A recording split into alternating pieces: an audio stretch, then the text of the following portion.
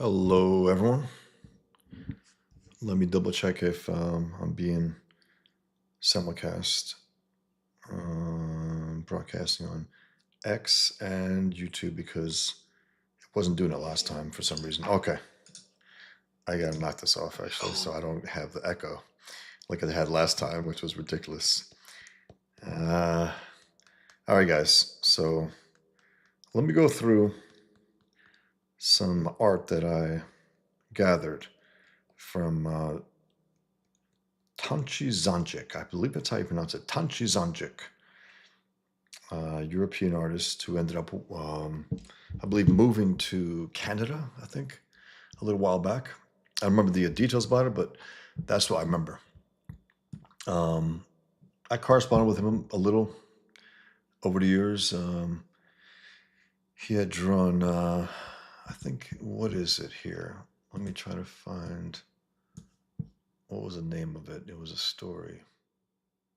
It wasn't Lobster Johnson, it was something else. He did a few series. Let me find it. Give me 1 second, guys.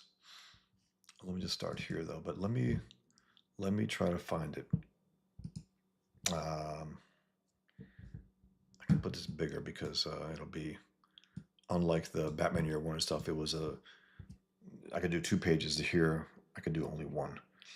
But let me see. Tonci Zonjic. Which series did he do? Series. I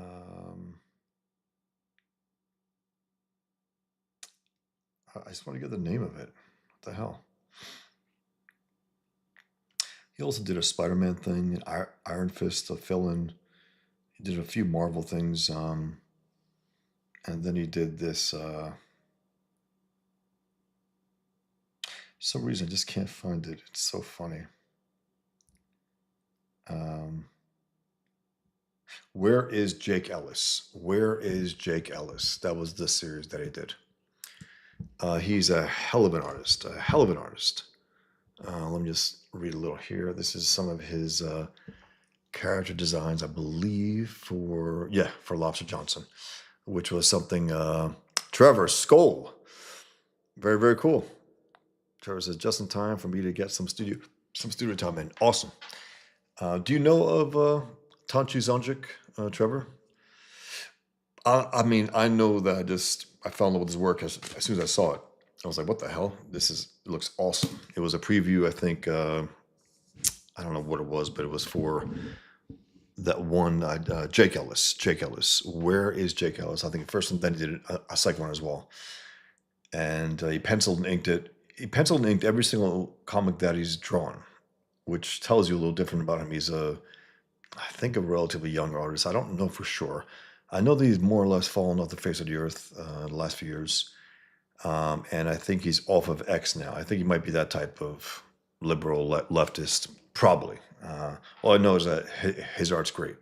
But I know that I think he fell into that, Elon's evil type thing and got off of X, I guess, because I haven't seen anything from him where he's to write a number of things there. And there's no real updates on his website. He hasn't done anything in a few years, a handful of years.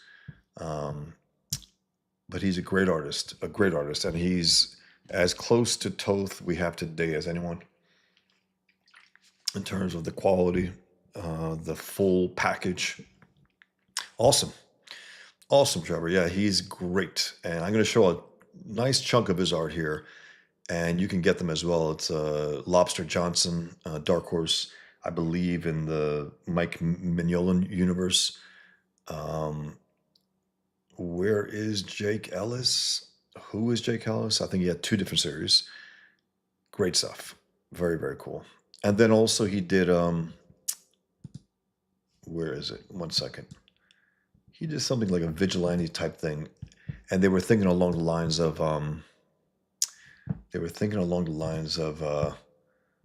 Dark Knight Returns, if I recall correctly. The writer said that was what he was thinking along the lines of for this particular series with him. But what was the name? It's so funny. I should have the names. Skull Digger and Skeleton Boy. Skull Digger and Skeleton Boy. He also did a number of novel covers, movie covers, like for the special editions on Blu-ray. But this is these are his character designs here. He did a story that took place in the 30s. This is what he says. He goes, I gave the cops and robbers as many different faces as I could, but purely to avoid confusion. Every single henchman has to be specific so as not to be confused with any of the characters we've seen earlier. Did we see this guy already? That's why the first sketch for Lieutenant Nat has nope scrolled underneath and not immediately identifiable as new. He's absolutely true, right about that. That's what I do with my characters as well. I try to make their noses, their faces, the long, short, this instantly identifiable as themselves, period. Hey, Roll. That is so funny. Rolls, I just told YouTube 15 minutes ago to notify me of the stream. Sons of bitches. Damn it. Greetings, Bosh. Greetings, Roll. Hey, Jimmy Hill. How's it going, guys? Hill, you got a dragon cock? How's it going, guys? By the way, if anyone's here who bought the original art from the King's auction the other day, the Comics Gate auction, I sent them all out yesterday, the day after, so pretty cool. A little less than you would want, whatever reason. Maybe the money's tight for everyone, but I sold all the ones that I offered, but usually, I mean, I sell for a lot more. So I don't know why.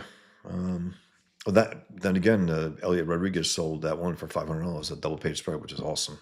Teenage Mutant Ninja Turtles drawing that he did, and I just congratulate him for that. And something else he posted. He also had a preview for like a comic he'll be releasing at some point. It looks great, and he invited me on his show. So I think in a few weeks I'll mention it. And also, guys, Thursday. It should be Thursday. I believe 7 p.m. or 7 p.m. Eastern, I believe. Robert Spencer is going to have me on, and I'm going to try to pitch Pigman, my Pigman campaign to Robert Spencer and his audience. I've known Robert for many years now. He's, I call him the Yoda of the anti-jihad movement of Islam critics. That's what he is. He's the master. He knows it chapter and verse. I don't. I studied the Quran. I studied all his books. I studied books on jihad and everything. But I don't know a chapter verse, and I'm glad actually. I just I learned what I need to learn, not to become an expert, but just to get in the mind of this enemy. Anyway, so check this out, guys. This guy is a fantastic artist. If you haven't heard from him, awesome. This opportunity for you to just get a good look at his art. I'm not showing too much. I'm showing covers and panels and also a few pages here and there from his work, but he's a guy worth following. He's that damn good. I think even on this alone, guys, you could tell this guy is really damn good. And again, I don't know where he stands right now in terms of, I think he had a health issue. It could have been COVID, could have been the vaccine. I don't know. I just know in the last few years, he's been more or less off the grid, and I haven't seen anything from him for a few years at least.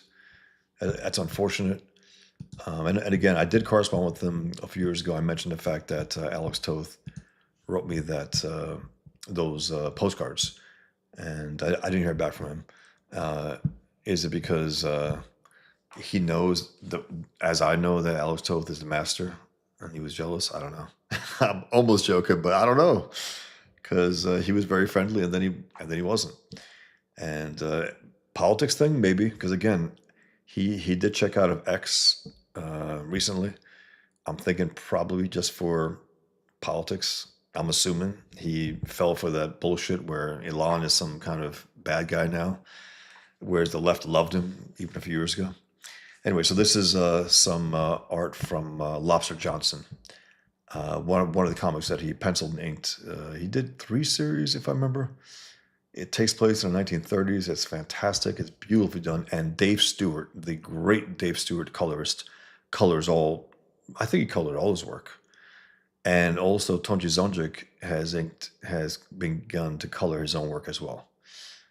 He could have colored these covers, but I can't say 100%. I know that Dave Stewart, who's again one of the finest colorists in comic books, hands down, has colored a number of Tonci Zonjic's pieces. This is another cover by Tonci Zonjic on Dark City. It's like a, I guess, a Blu-ray special edition. He painted this. It's beautiful. Charlton Heston. It's great. Very, very cool. Check this out also. This is something else here. He posted this, I think, on X. Look at that. Beautifully done. So elegant. Great, great, great shadows. And the light on the eyes is awesome. Hey, John. The light on the eyes directly, because that's how he can peer through, at least, you know. That's just a brilliant little detail there. And the pure, you know, noir look. It's awesome. Another drawing he did for one of those, I believe it looks like a movie poster. But again, these are for collections of Blu-rays, DVDs that they did over the years. He also drew like 100 different politicians in his country, but I don't know exactly where he's from. I know he ended up moving to Canada. This is another of those covers. Okay, yeah, I think Trevor, I think John Arcudi, if that's how you pronounce it, and him, they went back and forth. But I know for at least 3 series, Tonci, and I just realized Tonci Zonjic, I think that's how you pronounce it. He drew this also, which is awesome. Chow Yun Fat, is that him, the actor? I think so. Outlaw Gangster. This seems like a more of a rougher version prior to polishing it up, I think. But it looks good to go to me. It looks, you know, good to go to print. It's just really good. And then you got this little technique here, guys. You see this, like that little, I wonder what that is. It looks like a hint of zipatone, but I don't think it is. It's something else. It must be digital. Like the dot cross hatching. I don't know what that is, but it looks great. Some experimental stuff here. Like, it looks like 70s, clearly. Interesting to differentiate all of the different characters, different colors. Very, very cool. The Blue Dahlia. I think that's, isn't that the guy who played Shane? I think it is. Another, he did covers for these Blu-ray releases, special editions of them. He's really good. He's a great illustrator too. He's not just a great comic book artist, he's a great illustrator. Oh, look at this also. It's just great. A dominant green. So dark the night. That's great also. Look at that, guys. Beautiful stuff. All black and white except for that splash of red right there, which also brings it here, highlights the area. It's so damn good. The background's lighter ink. The foreground a lot darker. Huh, Hellboy. Check that out. I guess Hellboy as a kid. And I believe he colored these as well, because he's also a great colorist.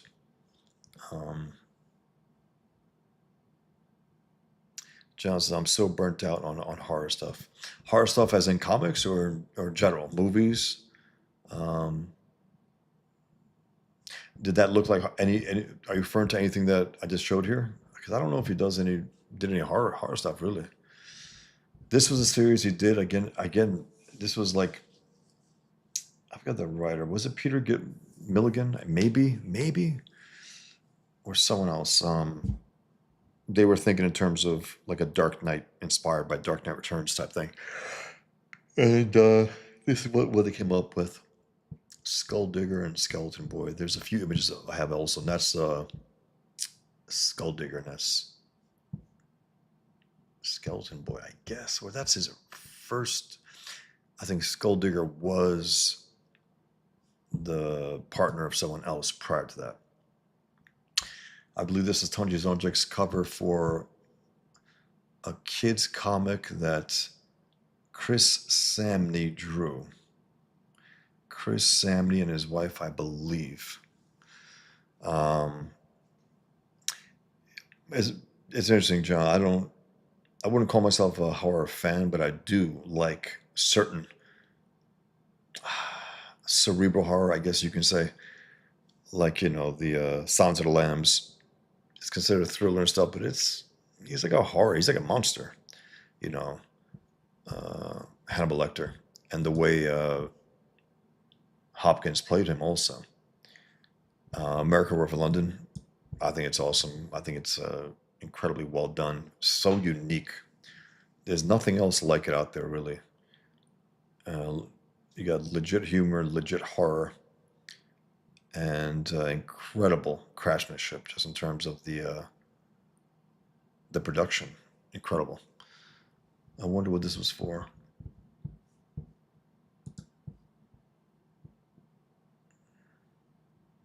I guess he shared these things. He was where he was at, I guess. Check out that gorilla. Looks awesome. Look at the color here. The burning car. Look at the guy's face. I think that was a midget wrestler who wore like a devil mask. I mean, look at this, guys. That's like a virtuoso shot. Look at that. Look at the lighting. Look at the form, the color. It's fantastic. I mean, it's really, really good. Um, Jimmy says to John about the horror. Tell me about it. Just did the family portrait at the studio. It's an annual thing the wife makes us do. Happy wife, happy life. Happy wife, happy life. LOL.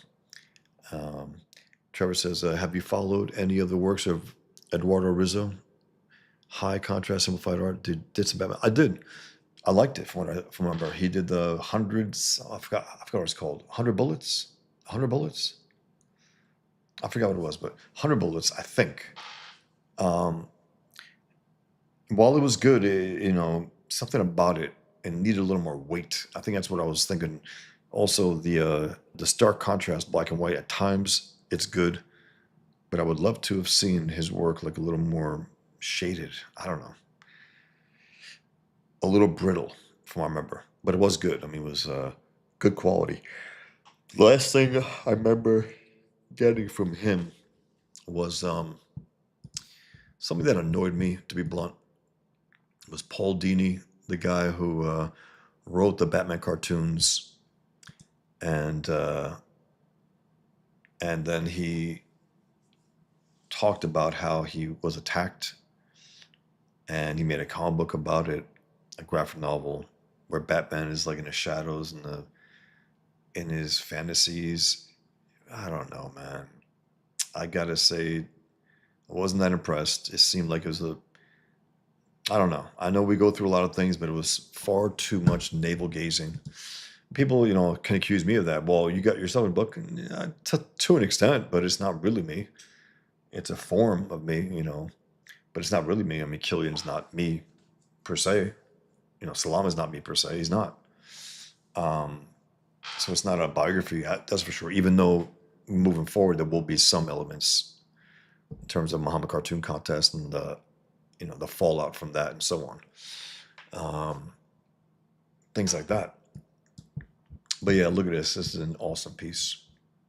And the color.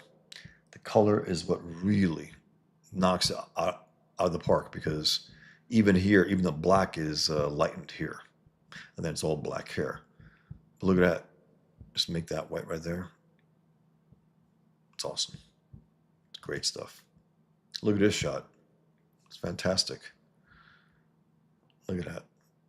That kid intensely working on some, looks like a bomb. I mean, but it's a pretty wild idea, and the drawing is impeccable. It's so damn good. The little details here with the band-aids, everything that's on him, the wires, and the intensity of his eyes, and the color. It's fantastic. Um,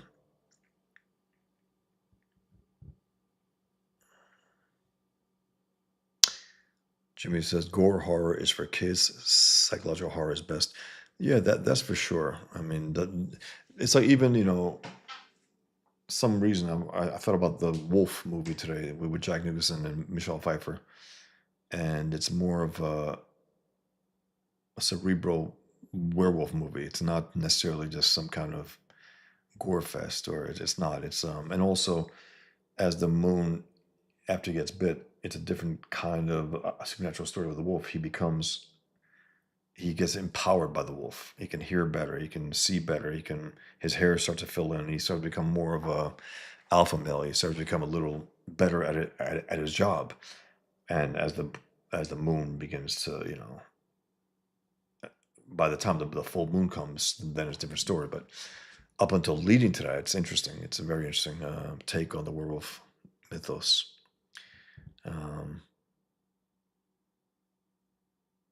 Trevor says the Hannibal Lecter TV series was meh. The actor was good, but the scripts were not quite there. It wasn't enough to pull me in. I know that there was, and the actor is good. I don't know. I don't know. It wasn't enough to pull me in, so I guess I'm glad. I've been watching the Bosch season, Bosch Legacy season 3, which is I believe in total the 10th season of Bosch, with the same actor, Titus Welliver, and it's good. There's this idea that he may have done something, but anyway, if you're not watching it, if you missed it, whatever, it's worth watching.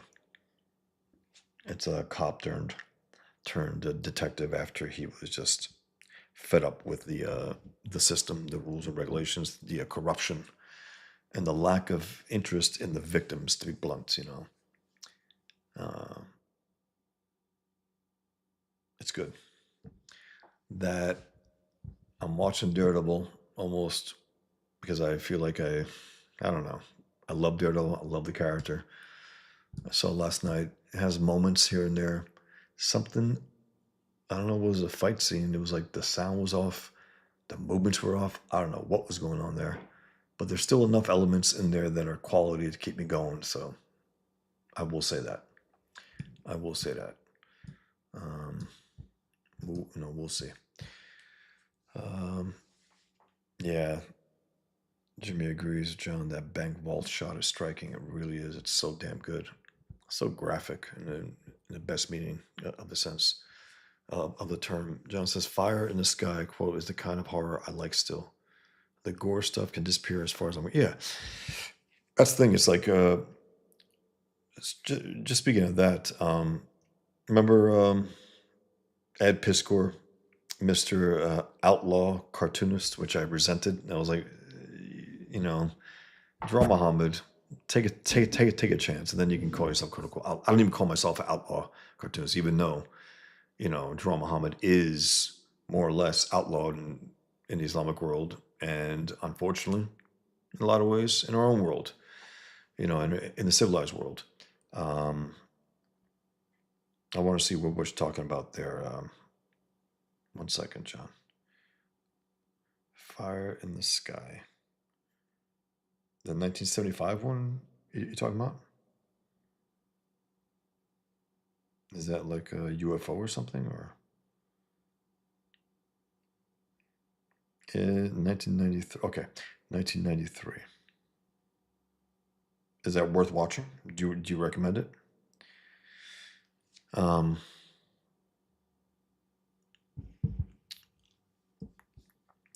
Trevor says, "Yeah, 100 Bullets, a great book called Spaceman. He's doing a Western right now." Okay, cool. Haven't caught up with his latest stuff.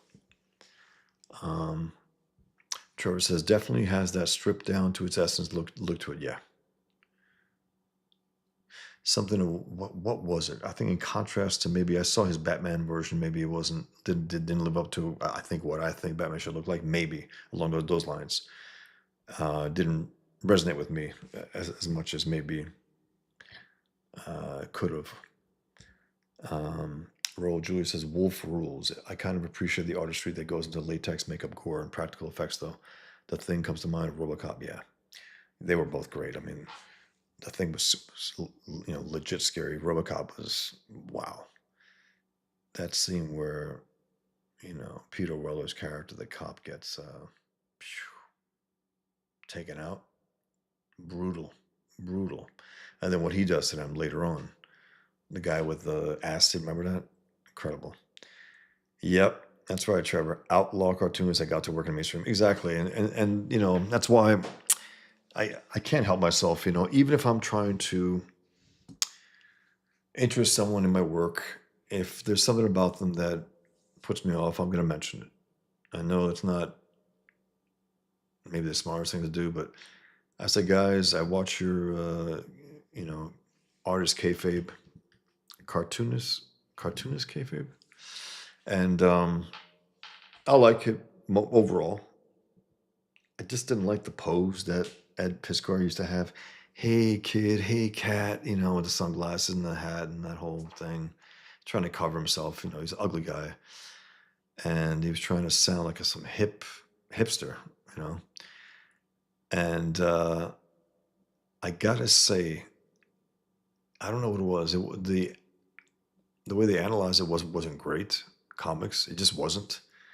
Um, they pitched their stuff a lot, and when I saw Piss Gore's, I was like, yeah, sex and gore. That's edgy. That is so tired. That is so decades and decades and decades old. And you call yourself an outlaw artist? That's what I told him. I said, you know, get serious. I said, you call yourself an outlaw artist? Come on. I mean, draw Muhammad, and then maybe someone could call you that. In a legit way. Outside of that, not really. Not really. It's pretty embarrassing.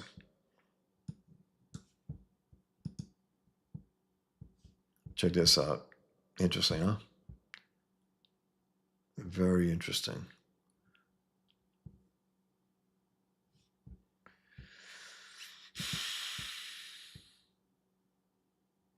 Another um, Lobster Johnson cover. That's pretty damn cool. I like that also. The perspective changing it there, going that way. You got these zombie type creatures in the sewers. That is pretty damn cool too. Look at that. Great use of color, just that one splash of green. And Planet of the Apes. I wonder what this is. Betrayal of the Planet of the Apes. Look at that. Pretty damn cool. It looks like he uses certain kind of paper here. If you look close, because I don't think he made that texture. Interesting choices there. Look at this, guys. It's just, I don't know, man. So solid. Everything about it. The shading. Look at that. Like the Kniff style. Rich, rich, rich wrinkles and blacks and bold. Just rock solid drawing. I mean, it's rock solid. And the color is fantastic too. A little desaturated, nicely done. The little pink, the blood coming through there. It's not full blown red. By the way, guys, also those who did order my the flip book, the Muhammad flip book with Pigman, the printer, it's in production. I don't know exactly when I get it, but probably within a week. I hope to get an email about that, probably at least by Friday, because usually they send it by Friday. They email to me to let me know that it's been shipped. Likely next week, likely, and I will ship all those out as soon as I get them. And I can't wait to flip it myself. I just can't wait to hold it in my hands, and it's just so cool to have. Just so cool. Okay, another thumbs up for Fire in the Sky. I gotta check it out now, John and Jimmy. Trevor says Ed was super dismissive of people he didn't agree with. Yes, he was a poser. Absolutely, the kind of guy that discovered punk rock yesterday and tried to lecture me about about the Ramones. And then also, I'm at, I guess, the best comic store in my area, and I go there and they have, these incredibly great artist editions of these great artists. And then they have Ed Piskor's rap history artist edition. I'm like, who would get that? I mean, in all honesty, who would get that? He wasn't a great artist at all. Um, and you get $100 book that's of that about rap music. Are you kidding me? Corny, very, very corny. But, you know, also one thing, guys, people try to say, well, he loved comics more than anything. Did he? It looked like he loved being part of the crowd more than anything. Because if he loved comics more than anything, he would have said, to hell with them. Fuck it. I'm still going to make my comics. I'm going to live and make my comics. Instead, he took himself out because he was caught up in some possible, issue with a younger fan, and maybe not. But it's just like he lost his gig, and therefore he took himself out. I mean, it's pretty pathetic. It really is. And I also, I will mention it again. I couldn't stand the way your boy Zach reacted to it. I just couldn't stand it. They murdered him. They murdered him. It's just stupid talk. It's stupid talk. They went after you, your boy Zach. They went after Ethan. They go after me. They go after everyone. I'm not going to take ourselves out. It's not going to happen. We're made of sterner stuff. Don't give him that out. Don't do that. It's stupid. It doesn't make sense. Also, he's like he's a vet also, your boy Zach, and he's talking like that. Also, one thing I do notice is also, guys, people crediting others for things that really they should not, because people crediting others for things that they would never do, or giving a pass to others for things that they would never do. Even about this Ed Piskor thing, like they understood it. It's like, really, would you take yourself out? Oh no. Then why do you understand that if you would never do that? I don't get it.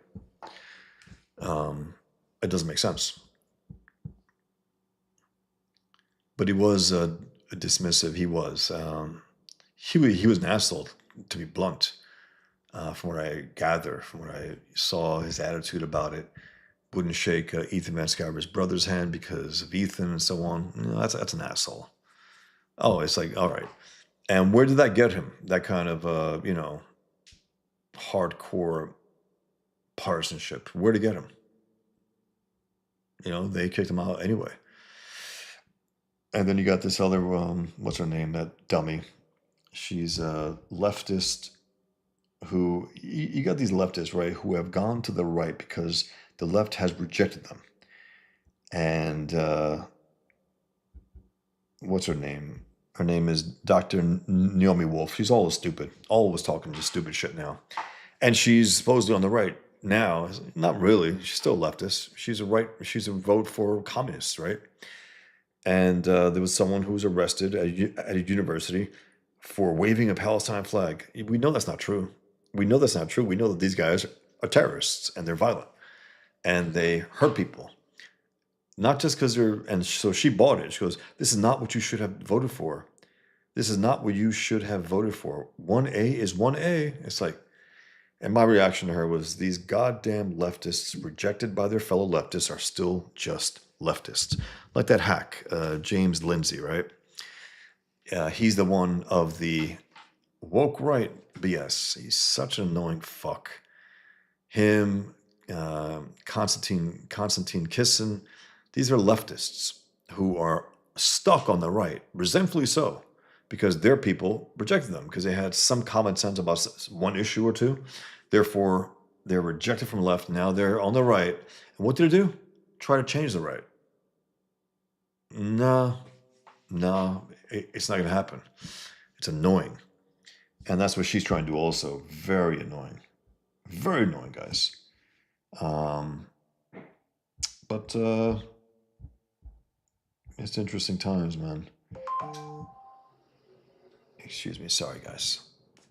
1 second. Okay.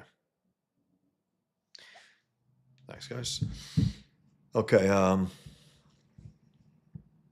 Egon the Dragon Cock says Piscor was so much of an outlaw he sought to conform to the leftists. Yeah, exactly right. It's not about that, guys. It's like I don't know. It's so they fancy themselves as outlaws. They fancy themselves as that. Okay, like one example. I'm gonna go to some X stuff, guys. Some stuff this week, and also even on the show, even on the what do you call it? The auction the other day. I showed my Hitler with Kanye as his mustache, Kanye West face as his mustache, and he said, "I'm going to push back on that a little because he thinks that Kanye is to some extent like you know like he's against cancel culture. Kanye hasn't done shit against cancel culture, zero. Ethan has." And I don't like when people who do have done something against cancel culture, who are legitimately canceled, not for the stupid shit that Kanye engages in, where he goes, "I love Hitler." It's like, okay, where are you going to go from there? I love Hitler. Okay, are you going to start killing Jews? I mean, where are you going to go with that? How far can you go with that? So anyway, I posted this. I said, I know it's fashionable to some on here, and even in Comicsgate, that mental patient Kanye West is somehow, some way fighting cancel culture by glorifying Hitler, dressing in a black KKK outfit as he did the old day. But he's just crazy and stupid and hasn't done shit against cancel culture. He hasn't said anything in defense of those who are far more than just canceled, namely Islam critics and those who draw Muhammad cartoons who are threatened with murder and even murder over it. What he said? What has Mr. Anti-Cancel Culture said about that? The ultimate form of cancel culture. Nothing. Shit. Zero. He's a coward. Kanye says he loves Hitler in order to shock the shit out of people as an end in itself, but people rightfully take him at his word and shun him, and then he and his supporters cry about it. The retard went out of his way to cancel himself, and then he blames Jews for it, as if only Jews see Hitler as evil. Retarded. So Kanye is a loser who's lost his mind and has too much money and too much time on his hands. But unfortunately, even those who should know better defend his bullshit as if his principles stand against injustice. Last night I saw my cartoon of Kanye as Hitler's mustache. See below. Check it out on my X feed, by the way. On the Comicsgate art auction hosted by Ethan Matskyver, who pushed back a little that the pointless Kanye has some kind of point against cancel culture. He doesn't. And unlike Ethan, Kanye, with his billions and with whatever influence he has left, hasn't stood by and highlighted those who've actually been canceled or who've never even been given a chance. Have you seen Kanye West go out there and say, "Hey man, this guy's been canceled. I'm going to do something for it. I'm going to do something about it"? No. He goes out there and does these stunts, worthless stunts that a crazy man does. Those like Ethan who were actually canceled understand how bad it is, how devastating it can be. And instead of engaging in nonsensical stunts, he survived it, worked through it, and ended up flourishing. And then he tries to help make it less devastating to others by giving a platform to those who've been canceled. Unlike Kanye, Ethan has welcomed me, a cartoonist who's mostly known for drawing Muhammad and for writing and drawing against Islam and Jihad with my Pigman comic, on Comicsgate Kings. On a personal level, I appreciate the hell out of it, but it's more than that, as it's a principled, defiant stand against a scum who are out to destroy lives over mere disagreements about politics. And for his trouble, he gets a lot of shit for it from those who've proven themselves to be rotten ingrates. This is my way of saying that some of you who credit Kanye for fighting cancel culture are not only mistaken, but are actually fighting cancel culture and should be given credit for it. I resent it. I do. When people give credit to others and when they're doing far more than those others, far more. Here's that Kanye as Hitler's mustache cartoon of mine. And then there was something else I just want to read to you guys quick. Okay. April Fool's. Later in the day, I said, yeah, I guess I got something. I said, Disney just hired me to write, direct, and animate an honest Muhammad movie, and therefore a damning movie. Inshallah. It's a little April Fool's thing, right? And then one guy says, "Can you make an animated movie with the Happy Merchant? It's a famous Jewish character." I said, "You make it, bitch." And he goes, "Sorry, my mistake. I thought you were trying to break religious and social taboos." I said, "Draw Muhammad as a pig, you fruitcake." Um, and then I just posted this also. I said, "Draw Muhammad is such a rare thing to do because it can get you murdered." That's bluntly what it is. And that's such an undeniable fact that when it's mentioned, it makes cowards more conscious of their cowardice. So much so that they claim that doing what many do, trash Jews, is not only rare, but heroic. By the way, guys, I did sell another of my Woody Muhammad cartoons. Um, that's my Woody Muhammad cartoon. You can't draw me, that's why I draw you. I sold another one of the drawings of it, my recreations of it. So I'm down to five of 20, and that's it. They're expensive. They are $500, but keep in mind, guys, you know, I almost died over that cartoon, and two jihadists did die over it. So, by the way, this guy Randy Fine, who just won the congressional seat in Florida, that Trump backed, I learned that he shared my Woody Muhammad cartoon 3 times last year. That's pretty damn cool. And I heard that also that that whore, that Muslim whore and Tate whore, Candace Owens called him a monster, and he was like, "That's a badge of honor," something along those lines. She's so she's so terrible, man. It's unbelievable. And I saw some people that I like complimenting her. Why? Why? She sucks. She's a liar. Her, Tucker, all these other rats, Jake Shields, all these other rats, right? These Jew-hating rats. They all came out with their Jew hatred when, guys? After October 7th. Not before, after that. What timing? What timing? Anyway, I just want to share that.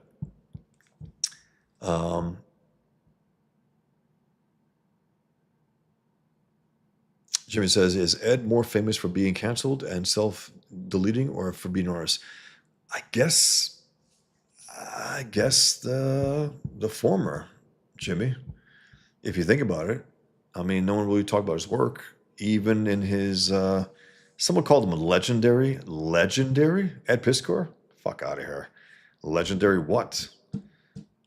He's not. He was not that good of. He was not that good of an artist. He and his boy Jim Rugg, he sold him out. He did, because after that mess, after he was maybe in at least considering getting involved with a younger girl, 17, I think that's what it was. But there's no proof about it. I'm not even sure it happened. His boy just sold him out. He goes, yeah, like, and he wrote in his suicide letter that it hurt him. And we haven't heard anything from Jim Rugg. Nothing. I think he doesn't want to show his face. Maybe maybe rightfully so, for dropping his boy in his incredible time of need when they were coming after him. And maybe if Jim publicly stood by him, maybe he wouldn't have checked out. Maybe. I don't know. I know that it's a mess. I know that also you don't make a hero out of a guy who is an asshole and a typical hack leftist because of his own crew went after him and tried to cancel him. You can't pretend he's a hero now. He's not. And that's how I think your boy Zach treated it, which was, do you guys remember your boy Zach talking him up prior to that at all? Now, I checked out your boy Zach years ago. He stupidly dismissed Pigman and called it stupid, without reading it, nothing. And I think it has to do with, again, I think he did knock up a Muslim woman overseas or something because he said he was walking with his Muslim daughter with a headscarf. Why she wearing a headscarf in America? I don't know. And I think he probably got caught up with that. And therefore, it's stupid to him for have a ex-Muslim superhero taking out jihad because his daughter's Muslim and I don't know. I don't care really. But he does come up every so often. And I find it humorous that Some people also they still act like he is still where he was years ago. He's not. I mean, he's really not. Now he's preoccupied with these zeros to the point of not everything a zeros say are wrong, guys. I mean, it's just not the case. Rachel Zegler fucked the Snow White movie. She did that. And they say, oh, they just hate her. No. They're now I would never go watch that movie. I don't care to go watch it. It's embarrassing actually to see all those guys going and crying about it. It really is. At the same time, critics trashed it, moviegoers trashed it. It bombed in a movie theater. So there's some truth to the fact that it's mediocre at best. But because the zeros are against her, she's all of a sudden okay. She's not. She's an annoying bitch who hurt the movie terribly. If she was a decent ambassador for the character and for Disney, the movie wouldn't have been as unsuccessful. It just wouldn't have. It might have been great, but maybe there would have been more people who went to see it. So I just don't like the knee-jerk reaction to being locked into the idea that the zeros are the worst thing ever, and therefore anything they like or anything that they hate has to be the opposite of the other. It's just not the case. Sometimes they're right, sometimes they're wrong. Um, but one thing to me, I think the biggest thing about them is that they outed themselves when they promoted Riververse to the extent that they did, and then when asked about it, they wouldn't tell their reaction to it, good or bad. It didn't stop them from pushing it onto their audience. Um, Trevor says about Ed Piskor, he never took any controversial stand ever. When the feminist hero Ed was exposed, he couldn't take it. Yep. It's like in his mind, he was locked into this idea of he wants to be in this acceptable place. It's like, I thought you were an outlaw cartoonist, you know?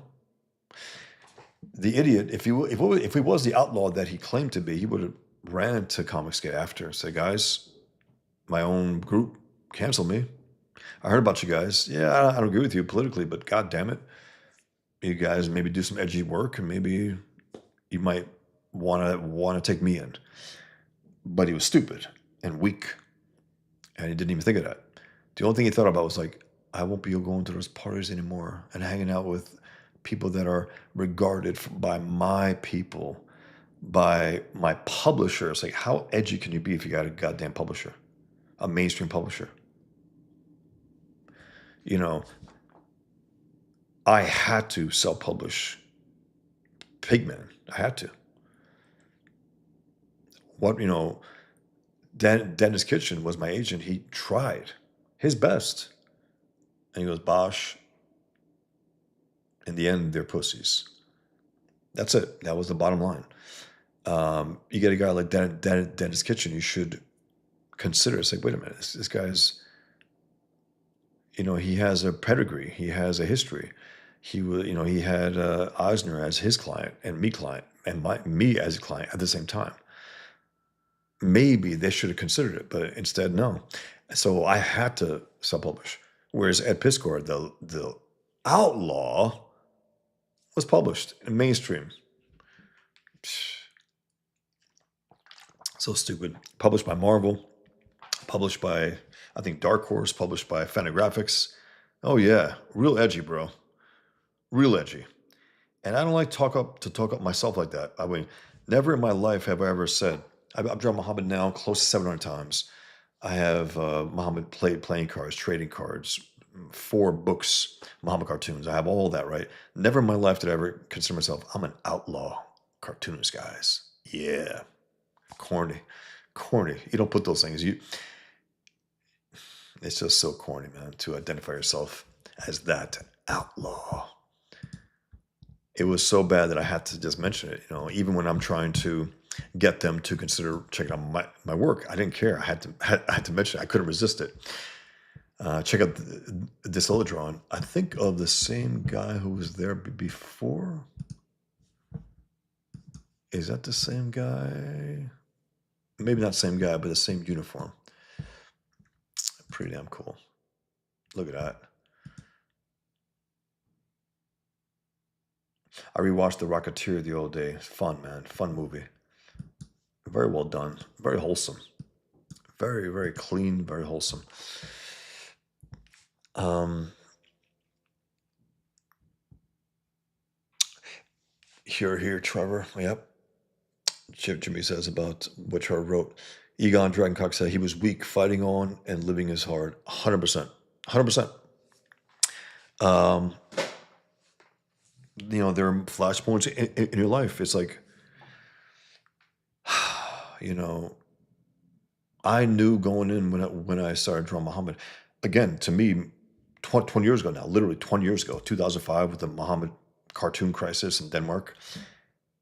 I didn't know about the prohibition growing up about drawing Muhammad. I didn't even being raised a Muslim. I didn't know. I didn't. I didn't think much of it. I was like, okay, this is not something that. 1 second, guys. Let me see something quick. Okay. I didn't know about it, but when I saw and heard that these cartoons were being threatened with murder for Draw Muhammad, I said, I'm going to draw Muhammad in support of them. In support of them. That's a natural thing. And then every time something happened, an attack happened, when they killed someone, when they killed the innocent at Charlie Hebdo and so on, I always drew Muhammad more and more to the point where it's hundreds and hundreds and hundreds of times. And then I entered the Muhammad cartoon contest. And you do that, you know you're getting into some kind of hot water, and then when the massive death threats come and you almost get killed, you know, you ask yourself, okay, is this worth it? And then you say, yeah, it is, because without free speech, I wouldn't want to live. Without my freedom to draw whatever I want, to say whatever I want, what the hell? That's not living. That's a half-life. That's shit. You might as well live in a dictatorship.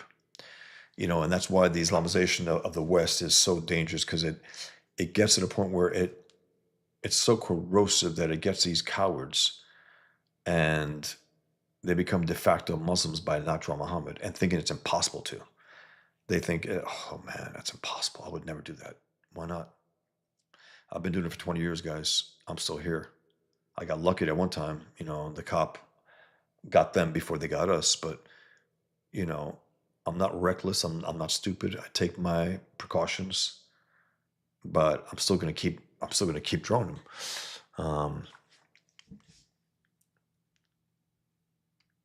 Trevor Nielsen says 1A supporters but reject 2A. That's right. That's right. And that's what Naomi Wolf probably rejects that as well. Probably. Trevor says Ed was no Doc Holliday. Absolutely not. Yeah, man. It was tough to hear that Val Kilmer just died, because I mean, that I own that movie, Tombstone. It's his movie. That's his greatest performance. It's so unique. It's so damn good, so entertaining. It's so that's like him at his best. He was a decent actor, but that was it. That was the role.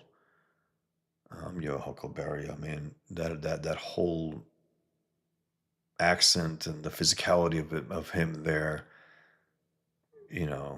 sickly looking and attractive at the same time, even though he's supposed to be down and out and sick as hell and thin and dying. Awesome. And then, but then, the movie itself is not great. There are parts where it was like, this MTV video where I think the Earp brothers, and they're going over this little hill and they're shooting away, and it's like, it looks like an MTV video. I think a director left midway, but was fired midway. But anyway, the point is that the movie is Val Kilmer's movie. He owns it. That's his movie. Whatever else it is, there are moments that are good overall here now, but his parts, that's the highlight of the entire movie. And that was his greatest performance, hands down. And he was good as Iceman. He was good in the other movies I saw him in. A decent Batman, but the The story sucked. The director sucked. Um, the Island of Dr. Moreau. I couldn't. I think I saw a trailer. Looked too weird and creepy. You have fat Marlon Brando indulging his ass off. He was such an asshole. Great actor, but my God, what a great asshole too. Everything you read about him, I read biographies when I was younger. That was my main reading for a while. Biographies. I read it all about a lot of famous people and actors and historical figures and history and everything, um, and about Brando also. Even about John Belushi, who had an Albanian background, even though he was a Catholic, he wasn't a Muslim. Albanians were mostly Catholics prior to the forced conversion of Turkey 500 years ago. I'm going all over the place, guys. I'm sorry, but I'm just gonna. I don't mind doing this at all, guys. Just talking about this stuff here. Look at this, guys. Also, this is his comic book work. This is Where is Jake Ellis? And again, the great Dave Stewart coloring. Now that's all Dave Stewart there, adding the shadows from the bushes and the trees and the leaves. Look at this. It's awesome. That's awesome. The anatomy spot on. The perspective, the structure. Look at this. The faces, the car, everything. The storytelling. It's just damn good. Damn good. Um, Happy Funhouse. Ethan defending Kanye was bizarre and disappointing. I think Ethan. I think this is just my take. I will give Ethan the benefit of the doubt because of what he's gone through, because of his generosity. I think he believes that it's like when he says he doesn't care about what others think anymore, this and that. I get it, but that will lead you to, I think, overlook some bad actors and pretend that they're doing more than they actually are. He's a piece of shit, Kanye. He's retarded. He's low life, and he's you know he has nothing to say. Nothing. That's why he wears the KKK outfit. That's why he says, "I love Hitler." And again, I think Michael Knowles, who has, by the way, the worst possible introduction to any show ever, the gayest intro. Have you guys seen Michael Knowles' intro where he's dancing and it's like smoking a cigar and it's so bad, but the content's pretty good. Him and Walsh, the content's good. Just if you can, you know, swallow that, you know. Anyway, he says something along the lines of, where do you go from there? I love Hitler. I guess you got to put on a black KK. But but what's next? Well, what's next, Kanye? Are you going to do something lethal? I don't know. Meaning he's cornered himself. He's so stupid that, and I'm not even sure he believes the stuff he's saying. I think he's just throwing it out there. Is what I'm saying. He's a guy with no sense, no mind, and he brags about not reading. It's like you don't tell us you don't read, Kanye. We know it. Listen to you. You are retarded by choice. It doesn't have the excuse of being mentally retarded, but he's retarded by choice. Happy's Funhouse. The reaction to your Kanye artwork is evidence you need to make more. Yeah, someone did buy the Kanye art. Yes, Happy's Funhouse. It got a good response. I mean, from everyone on the show, and I think the chat also. I wish I saw it for more.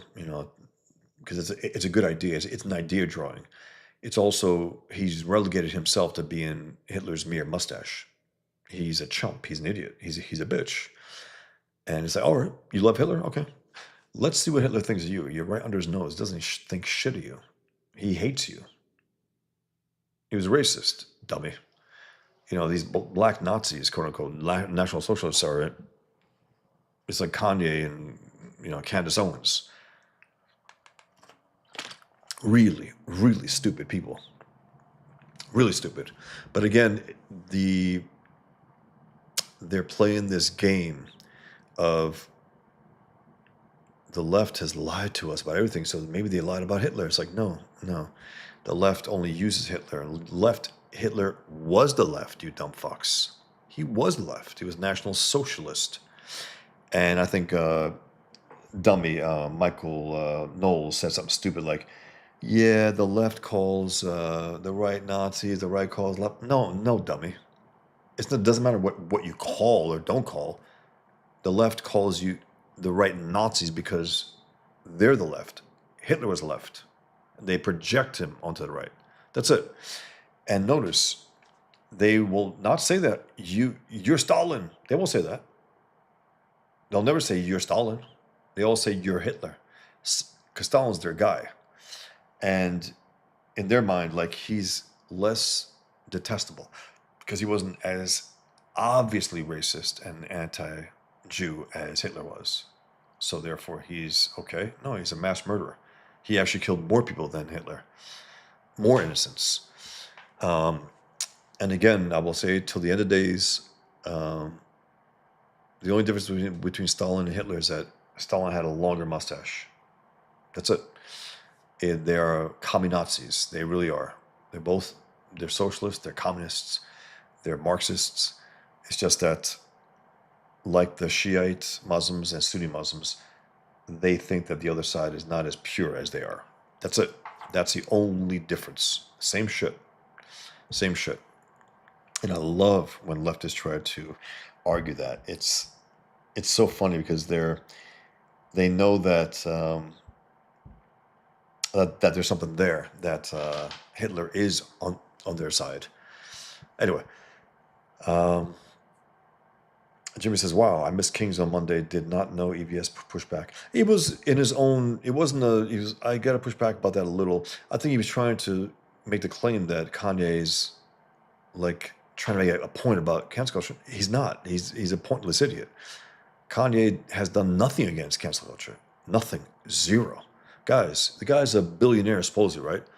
What has he done? What individuals has he supported? What has he done? What does he do? What Ethan does, where Ethan, highlights people, brings him on a show, brings him on Kings, brings in Muhammad cartoons, me on his show. That's more than Kanye has ever done for free speech against cancel culture. So that's why I particularly get a little incensed, because Ethan actually has fought against it, has paid a price for it, and helps others to try to make it less of a wound against them. Kanye goes out there, self-cancels, guys. Again, I love Hitler. All right. No one wants to associate with you. And it's not just those, there's this idea also when they say, if I condemn jihad in Islam, you must be a Jew. Think about that. You can only be a Jew if you condemn jihad. It's retarded. Egon Dragoncock says, you should have said Marvel hired you to write and draw Miss Marvel for April Fools. Yeah, I think I said that once, actually. And what my plans were is to make her renounce Islam at the end. That's my story. And then she fights jihadists. And she's been around for 13 years now, guys. She has superpowers, right? Has she ever gone to fight jihad? Ever? No, because the only reason we talk about Islam is jihad. And that's the one thing they have to ignore in order to try to make her seem viable and legit. By the way, I don't know if I told you guys, but Daredevil show, the 4th episode, I think, pathetic. It was a bank episode where Kamala Khan's father, the most sweetest, warmest individual in the universe, he's smiling and he's so, and he keeps talking about Kamala to the point where even Matt Murdock says, yeah, the famous Kamala, the famous Kamala, because that bitch,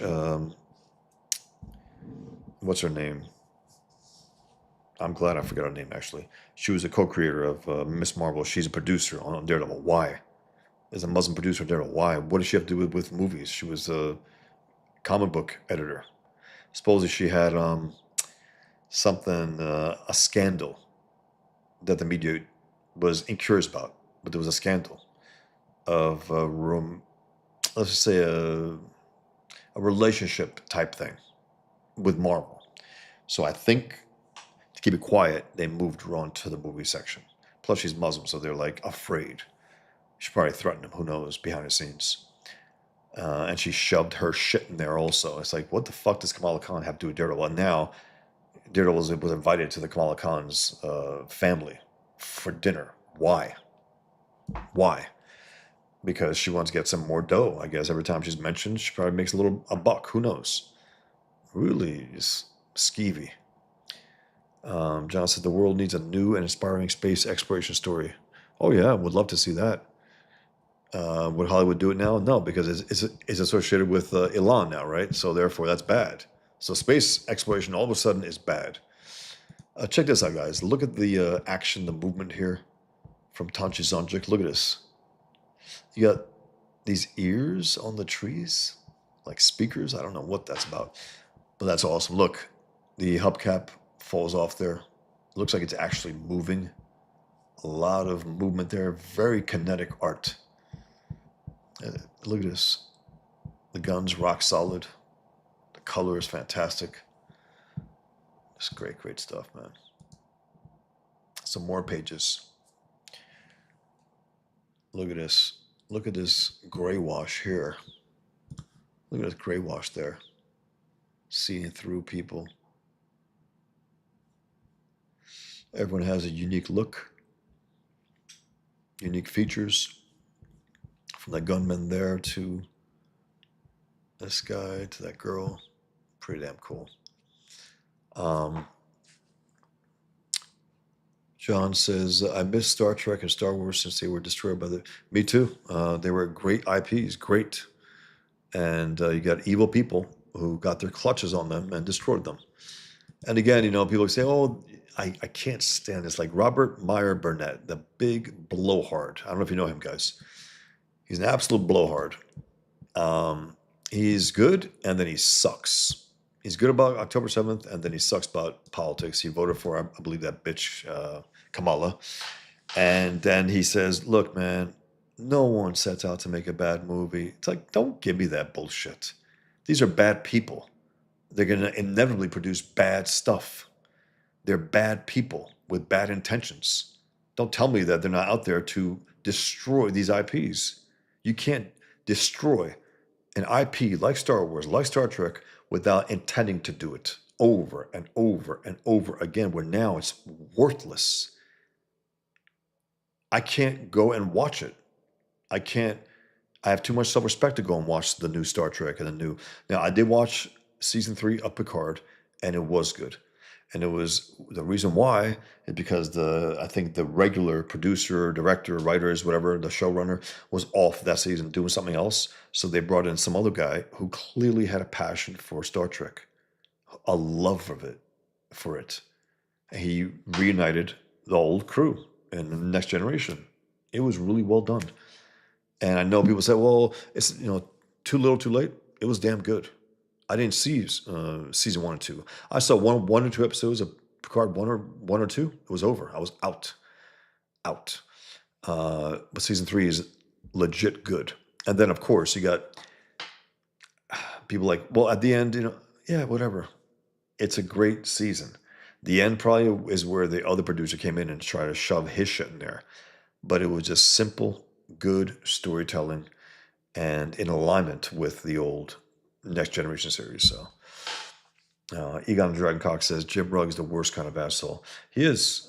He threw his boy under the bus to save his ass, and now he has to live with the fact that in his mind, in the privacy of his own mind, he doesn't have to tell us publicly, but we know it's true. He's like, fuck, if I stood by Ed, maybe he wouldn't have done that. Maybe. He has to live with that. Happy's Funhouse. Zach also insists Ed was murdered. Yeah, I mentioned that, Happy's Funhouse earlier. That's just stupid talk. That's, it takes the responsibility away from it. It's like the onus is on him. He has volition, he has choice, he has freedom, he has willpower. He can do it or not do it. He chose to do it. It's stupid talk. Um, they murdered him. It's like that's terrible. And also, what it does, it diminishes those who are actually murdered. Who have no choice in the matter. Uh, where's the compassion for them? Once you say that a guy who committed suicide was murdered, how about those who were murdered? What do you say about them? It's not good.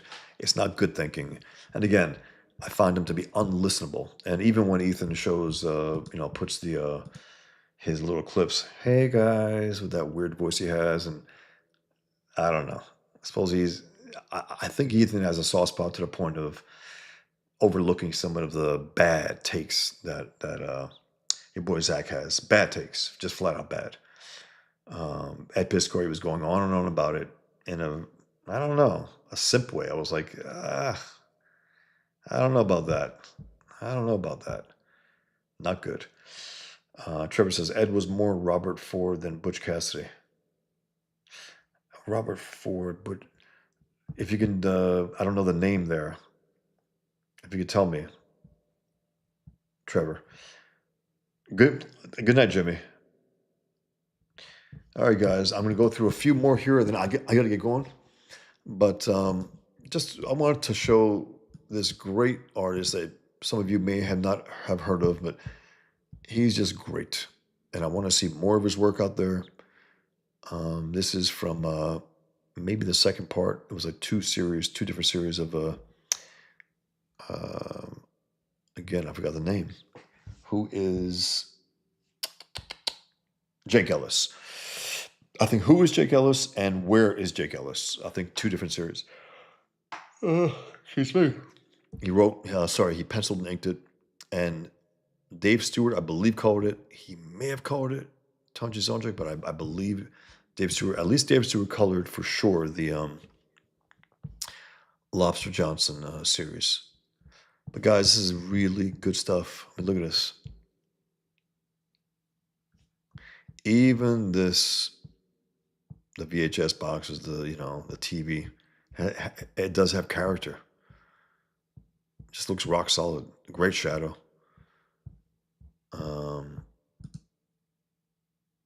This is from Lobster Johnson. Look at this, guys. And again, Dave Stewart colors. As good as it gets. Just beautiful color.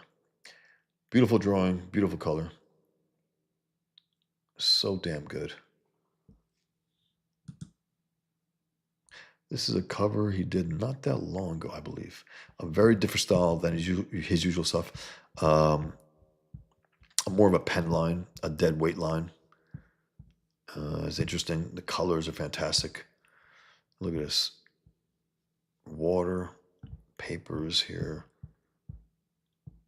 I guess some names. And an octopus. Really, really good. This is the black and white art of that cover I showed you earlier. Look at that, the gray wash in there. The ape looks fantastic. Look at these faces. It's really, really good. Maybe you do, Trevor. Wow, I know way too much about American Outlaws. Maybe I should know more. I don't know. Robert Ford. I think I guess a killer. I assume. This is again Lobster Johnson, one of the covers. Look at that art, guys. And look at that color. It's so good. And it really takes you back in the 1930s, you could tell. It has that look. Look at a gangster. Look at the lighting. The cold outside, the warm inside. It's a nice contrast. Very nice.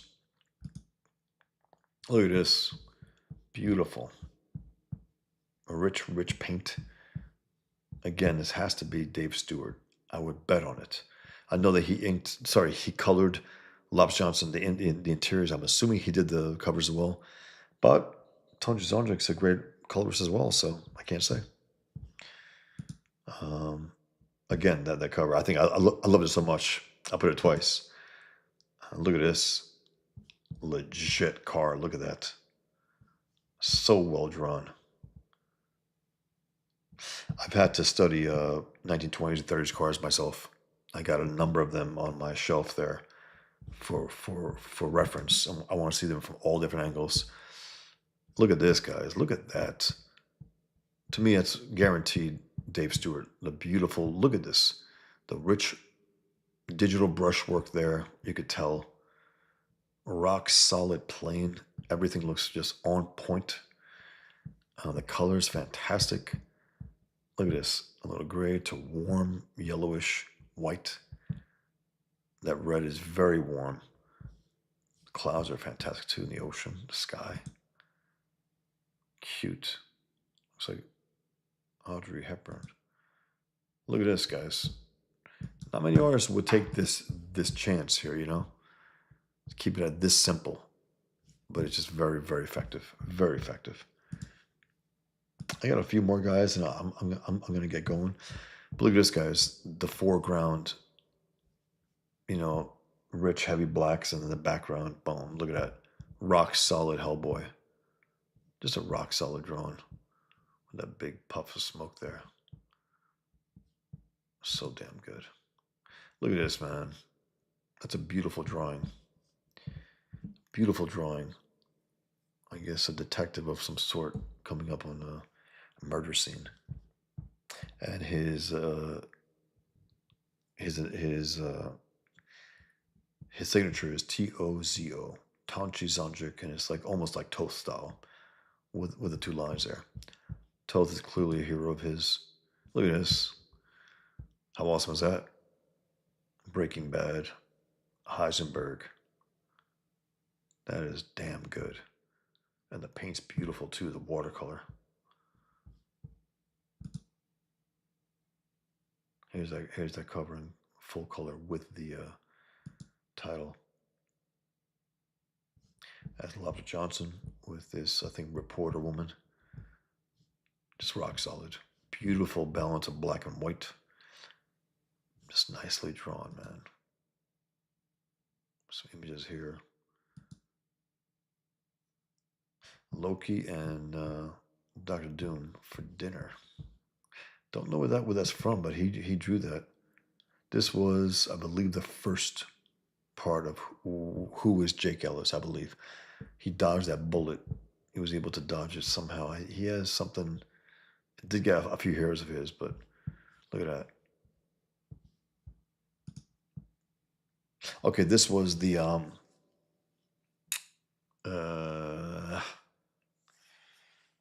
what was it called? Let me find out, man. Skeleton Boy, something Skeleton Boy, but look at this, guys. That's a great design too, with that skull mask. Look at this, Shadow Man.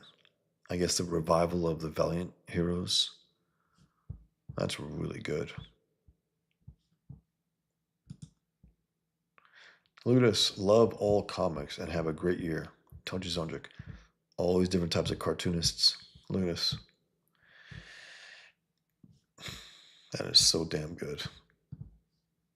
Look at that. Beautiful. He has a great line. A great line. Look at this. Look at guys. Look at his face. The low brow, the chin that goes back. That's awesome. Look at this. That's damn good. Huh. Look at that big mitt. Number 1 on his back, and he's saying number 1 also. Look at this. Look at that butcher. The way he's turning. The wrinkles of his shirt is fantastic. This robot's cutting through the city. Got this big bulk of meat, big chunk of meat. Skull Digger and Skeleton Boy. That's what it was. This is it also. That Skull Digger and Skeleton Boy. He has this metal skull that he uses to crush the skulls of bad guys, as he does here.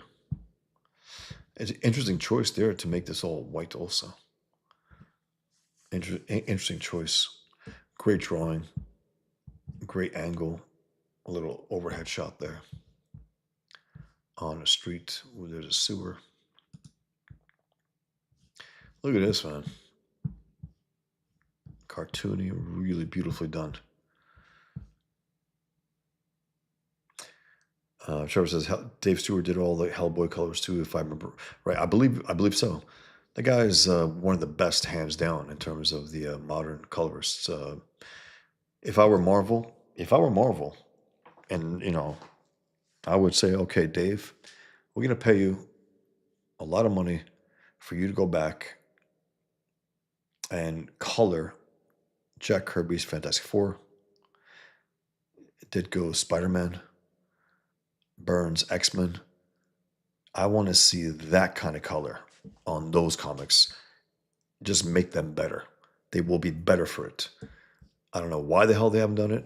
The only, I think, relatively modern comic that they did that was Walt Simonson Thor. They recolored the entire run in the omnibus, and it's fantastic. It's better than it was. I want to see Kirby's FF with Dave Stewart colors. I want to see Ditko's Spider-Man with Dave Stewart colors. I want to see that. It doesn't, of course, have to be Dave Stewart per se, but I just love his colors so much. He's not busy. Doesn't try to get every little nook and cranny and make texture where that doesn't belong. I don't like that stuff. Add stuff where it doesn't really belong. Just make it seamless with the art that you're doing. If it's simple, keep it simple, and so on. That's a very dramatic shot there too. Look at this. It's great. Lobster Johnson, look at that. Jump from one car to the other. And the different types of 1930s cars also. It's awesome. Look at that guy. Look at him. Goes on a roof. He's getting shot. He gets shot right through his leg. And then he shoots that guy right back. That's great stuff right here. I love it. I love the shapes. Look at that. Those shapes there. Look at this. Damn good. The same story. Really, really good. Look at that. That is awesome.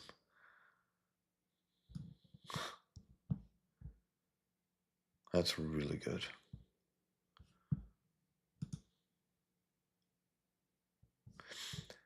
Fantastic drawing, man.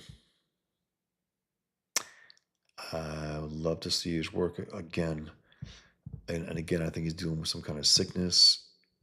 He seemed a little whiny in his last year, I think, of posts. I can't get up today. It's like, okay, I'd rather not hear it, to be honest.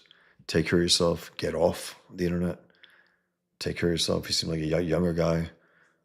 Take care of your health, and then maybe come back. Whatever I go through, you won't find me going online, guys. I don't like that. I wouldn't do that. Don't want to impose that. It's a matter of self-respect. But he's a hell of an artist. Look at this. Look at the movement. Look at the attention to detail where it's needed, without overdoing it. I mean, look at this even. A lot of movement here, kinetic energy. The line work's strong. The rain's coming down. Look at this. Boom. Getting into a fight there, the kid. Learning how to fight here, use weapons. being trained. He actually gets a hit off on Skulldigger's mask. Look at this. This is a cover to something that he drew. It's just strong. Look at that. That's great. And look at the way he's using his arms there to really go fast. A lot of energy here in his art, a lot. And again, this is the kind of energy that you want with coupled with good drawing, because they talk about Rob Liefeld, energy. Yeah, because he put no energy in learning how to draw. This guy puts energy, and he's a great artist. So enough of that energy talk, you know. Bad artist is a bad artist. This is great. Look at this. And again, he uses the zipatone there. Something that has been used regularly in, this is 2017, Inktober, I think. That's the same shot of Hellboy. Look at this. Look at this, guys. It's representational and stylized. A little cartoony. That's the ideal. If you're doing comics, like, you might as well. Why would you go full realistic? You don't have to. Just take a picture if that's what you want. Make it authentic and stylized. The stylized realism, to me, is the ultimate style of art. Look at this, guys. This is fantastic. Look at this.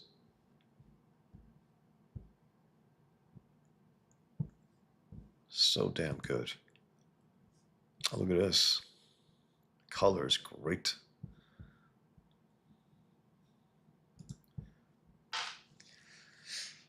Look at this. I guess this guy just beat the shit out of them. He looks like a hobgoblin almost. Pretty damn cool.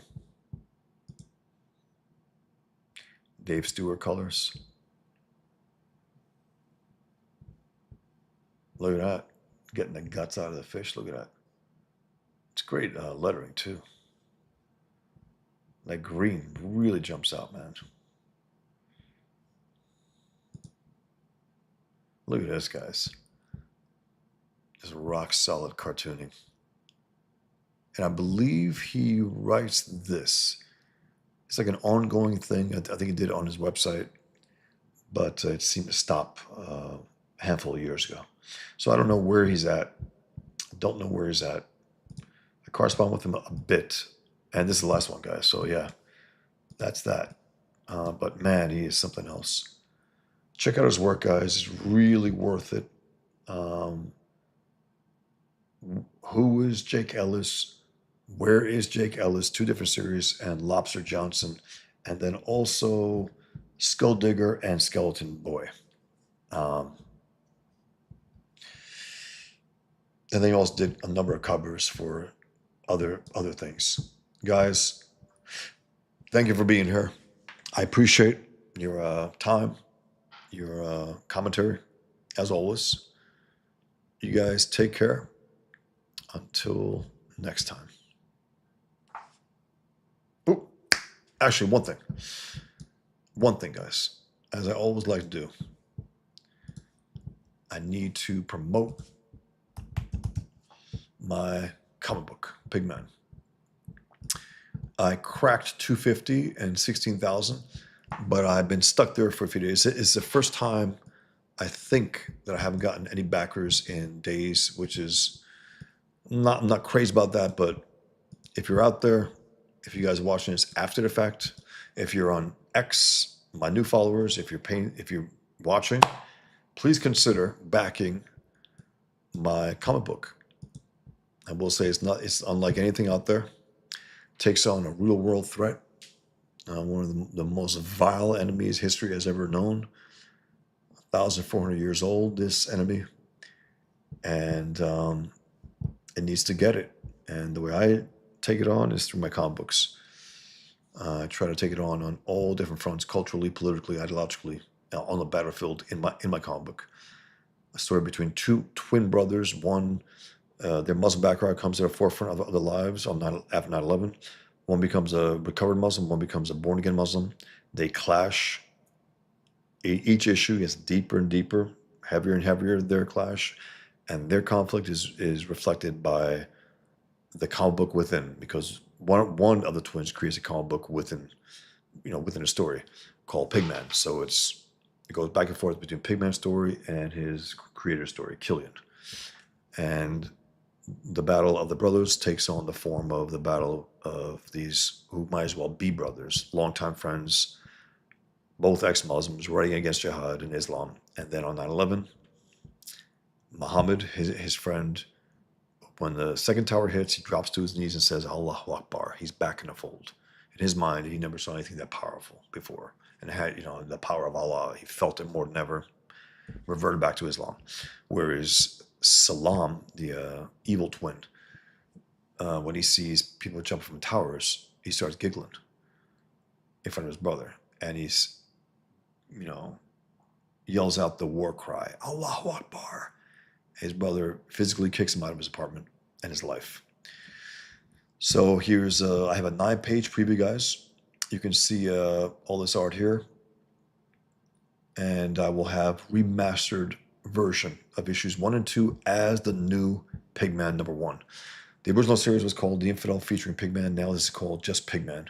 It'll be remastered, added scenes, added moments, some splash pages. And by issue 3, it'll be all new material at that point. And it should go up to issue 6. And when it's all said and done, guys, it will be collected in a hardcover, pigskin leather-bound hardcover. Pigskin leather-bound hardcover. And I got 5 different covers, guys. 5 different covers. I do Pigman hard index card drawings. You can get all 5 covers. You can get digital copies. You can get my Pigman t-shirt with the symbol, September 11th. It has a few more meetings, but for now it's just September 11th.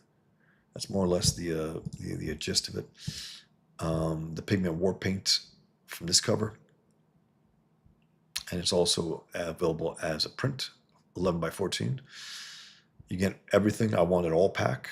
You can get, including the trading card, which is here also. You can get it on your own as well.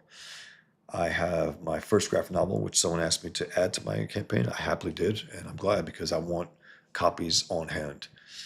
And then also some sketch covers as well, original art, and commissions.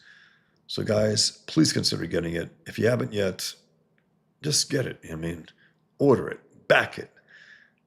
Truly unlike anything out there. It's not hyperbole, it's a fact. Taking on this threat that needs to be taken on, and I show in a lot of ways how they should be dealt with. It's fiction, yes, but this is how you deal with them ruthlessly. And make them think twice, make them think for the first time, actually, to get the hell out of Islam, get the hell out of jihad, and just end jihad on their own because they're too scared. More than put the fear of Allah into them, put the fear of Pigman into them, put the fear of America into them. There's a reason why he has a big, fat belt buckle, American flag. It's not just there for, good looks. Of course, he supports America. He's American, but there's something else to it. You'll see in this issue. I have a battle of ideas here with all different cartoonists, panels, television panels, debates, arguments here, coffee shops.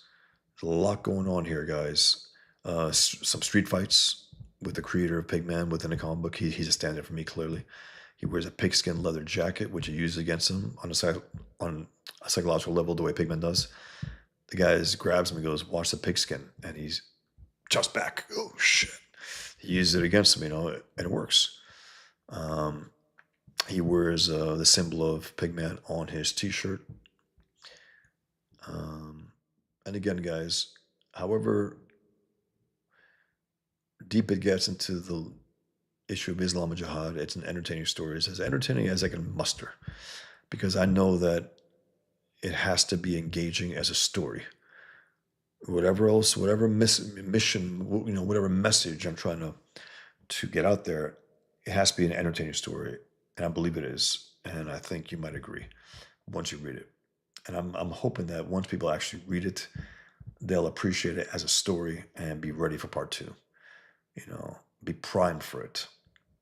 So guys, consider getting it. Consider backing Pigman. We really appreciate your support. I have the privilege of being part of Comicsgate now and Comicsgate Kings, and it's just an awesome way to bring a little spotlight to it.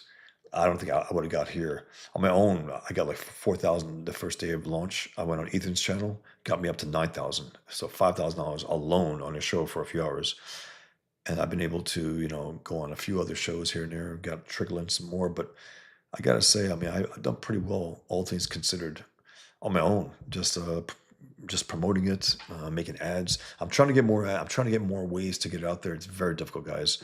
Breitbart never got back to me in terms of ads. Um, Daily Wire never got back to me.